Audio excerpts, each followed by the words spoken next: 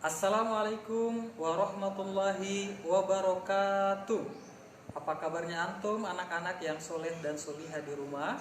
Alhamdulillah, luar biasa, Allahu Akbar, yes, yes, yes. Anak-anak yang soleh dan solihah, jumpa lagi dengan Pak Ali. Pada video kali ini kita akan belajar mata pelajaran Pendidikan Agama Islam dan Budi Pekerti. Pelajaran keempat, materi hidup tenang dengan berperilaku terpuji. Submaterinya yaitu tentang tanggung jawab. Nah, anak-anak yang soleh dan solihah, sebagaimana biasa sebelum lanjut kita berdoa terlebih dahulu agar ilmunya antum berkah dan lebih mudah memahami pelajaran. Oke semuanya, yadun posisi berdoa. Wahid isnain salasa. A'udzu billahi minasyaitonir rajim. Bismillahirrahmanirrahim. Rabbi zidni ilman warzuqni fahman. Raditu billahi rabban wa bil islami dina wa bi Muhammadin sallallahu alaihi wasallam nabiyyan wa rasulah. Rabbi shrah li sadri wa yassir li amri wahlul 'uqdatam min lisani yafqahu qawli. Amin. Nah, anak-anak yang solih dan solihah, perilaku terpuji atau akhlak yang baik merupakan bagian dari syariat Islam serta bagian dari perintah dan larangan Allah Subhanahu wa taala yang harus diwujudkan di dalam diri setiap muslim.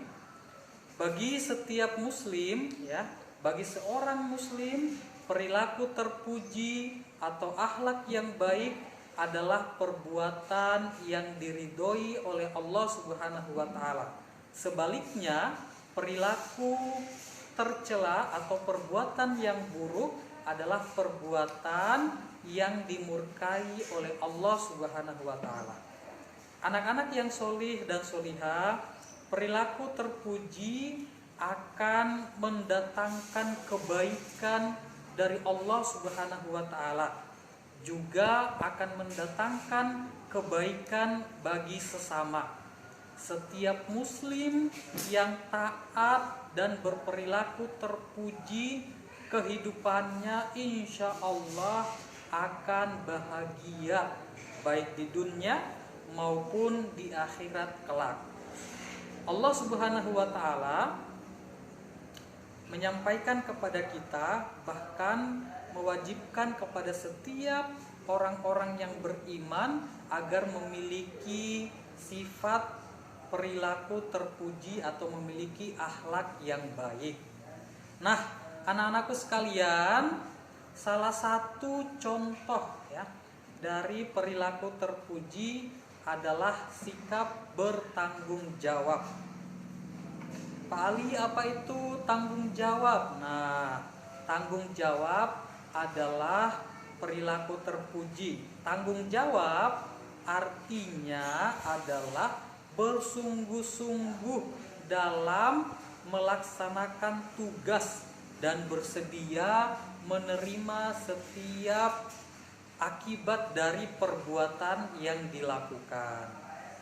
Karena itulah Allah Subhanahu wa taala menyampaikan di dalam Al-Qur'an surah Al-Isra ayat 36 yang artinya sesungguhnya pendengaran, penglihatan, hati semuanya itu akan dimintai pertanggungjawabannya oleh Allah Subhanahu wa taala.